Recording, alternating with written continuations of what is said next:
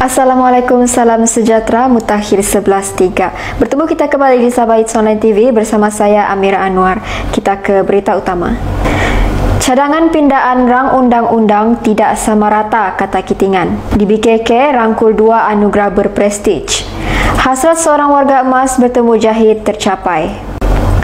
Presiden Sabah Star Dato' Dr. Jeffrey Kitingan berkata, beliau sedang berfikir 2 kali mengenai rang undang-undang untuk memindah Perlembagaan Persekutuan untuk mengembalikan Sabah dan Sarawak sebagai rakan kongsi yang sama rata.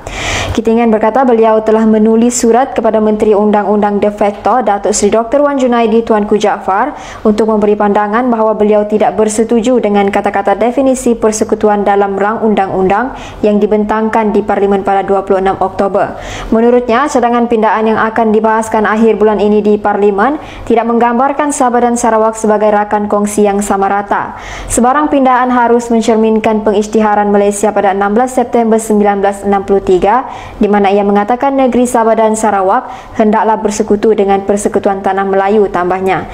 Bagaimanapun, baginya secara peribadi sebagai ahli Parlimen Keningau dan anggota Kerajaan Negeri dan Persekutuan, beliau berada dalam dilema sama ada mahu menyokong atau tidak pindaan itu. Baiklah, kami baru saja mendapat signal dari SICC bersama rakan setugas Ivy Halfi. Kita teruskan bersama Ivy. Silakan Ivy.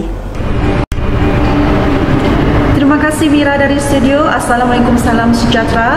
Kini saya berada di SICC, sempena sidang media yang dikendalikan oleh Datuk Dayang Haja Khatijah Datuk Haji Bakhtiar, Presiden Persatuan Gabungan Persatuan Wanita Negeri Sabah dan Presiden Persatuan Industri Kecil dan Sederhana. Buku yang bertajuk 1000 Wanita Inspirasi akan dilancarkan esok dan dirasmikan oleh Yang Amat Berbahagia Puan Nordida RM Jasni, isteri kepada Tuan Yang Terutama yang Pertuan Negeri Sabah. Buku ini juga menceritakan tentang jalan cinta seorang wanita dari zero to hero, dari pengurusan kecil, wanita bina badan, wanita pemain bola, wanita pilot dan banyak lagi. Itu saja dari saya Ivy. Kita kembali ke studio bersama Mira.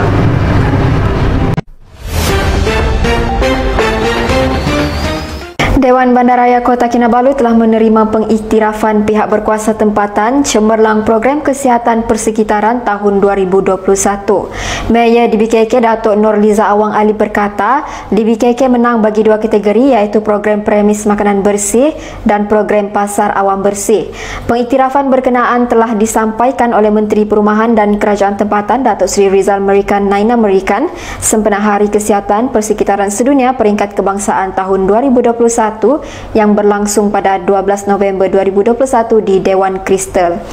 Ujar beliau, program itu juga mewujudkan persaingan sehat dalam kalangan pemilik premis makanan untuk meningkatkan tahap kebersihan premis mereka serta meningkatkan nilai estetika medan selera yang terlibat. Manakala objektif program Pasar Awam Bersih 2021 adalah untuk meningkatkan kualiti pengurusan pasar awam dan status sanitasi pasar awam di seluruh negara.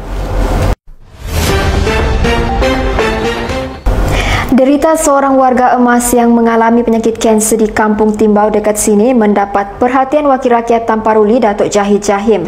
Insing Tarajun, 79 tahun yang merupakan mantan ketua kampung, menerima lawatan mengejut Jahid bersama rombongan kepimpinan dari Tamparuli di rumahnya kemarin. Kehadiran Jahid benar-benar memberi kejutan kepada keluarga tersebut, apatah lagi Insing yang turut mempunyai kerinduan bertemu pemimpin tersebut sekian lama. Jahid yang juga Menteri Pembangunan Luar Bandar Sabah turut menyampaikan bantuan bakul makanan dan sedikit sumbangan pribadi beliau kepada Insing.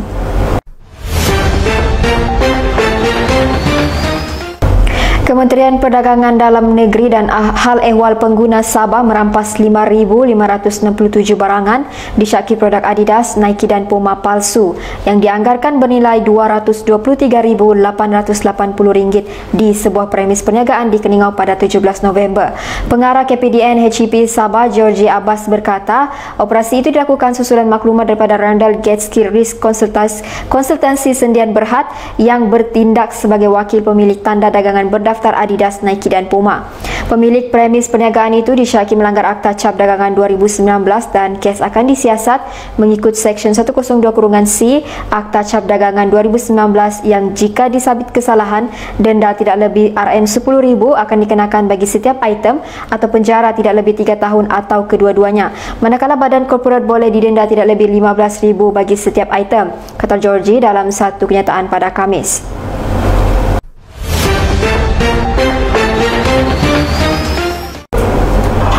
Penduduk Taman Residensi Milenium Ina6 mula bengang dengan tindakan pemimpin berkaitan yang lebih utamakan politik berbanding menyelesaikan masalah bekalan air bersih secara tuntas. Wakil pihak pengurusan Edward Chong berkata, sejumlah lebih daripada 200 penduduk di taman berkenaan sudah 2 bulan tidak memperolehi bekalan air daripada pihak berkuasa. Satu petisyen mengenai masalah itu telah disampaikan kepada pihak JANS. Berikutan daripada usaha itu, JANS telah menghantar beberapa anggota teknikal untuk melawat taman berkenaan dan berjanji untuk menyelesaikan masalah gangguan air dengan menambah tekanan air ke kawasan taman berkenaan. Tetapi sehingga kini tiada tindakan positif dilakukan. Sementara itu, penduduk perumahan di sana turut berasa kecewa dengan pengurusan air yang dilakukan pihak berkuasa sekarang. Mereka menjelaskan tanggungjawab terhadap rakyat diabaikan sedangkan sibuk berpolitik di negeri orang. Pihak pengurusan dalam pada itu berharap masalah air di Taman Residensi Milenium Ina6 dapat perhatian sewajarnya dari pihak kerajaan. Saya Amira, Sabah Hits Online TV.